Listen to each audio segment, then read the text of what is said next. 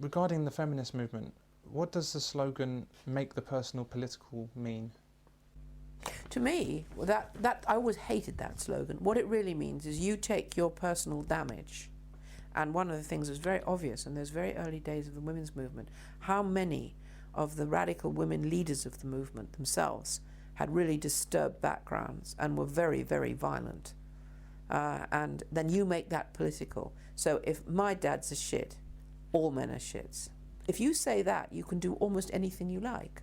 You could go from the personal and make it political. So what happened is a sufficient group of women got together to complain bitterly, because you have to remember the beginning of the feminist movement was a Marxist movement. It was women in the left of the politics in Britain who decided that they had had enough of working with men on the left and were going to have their own, in quotes, movement. So our feminist movement never grew from a grassroots of the working class women that they were always talking about. There weren't any working class women. It was actually academics, university lecturers, young women students was the beginning of the women's movement.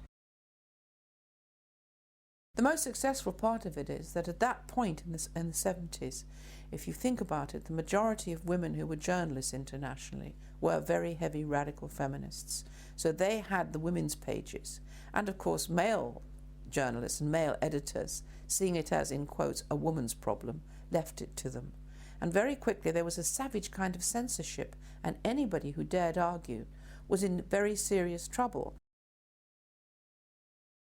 They were very, very highly organised Marxist groups of women of one sort or another. When I remember being horrified when I saw them storming the Miss World competition, thinking to myself, how can these women talk about liberation for women and women supporting each other and then go and bully a section of other women that they don't like because they're doing something they don't approve of. Put a woman behind that counter! Get lost! Freedom! And outside, and this is in the press cuttings, there were huge demonstration with banners, and on the banners it said, all men are bastards, all men are rapists. And I asked the police, I went down and said to the police, if that was black men or Jews, you'd arrest those women.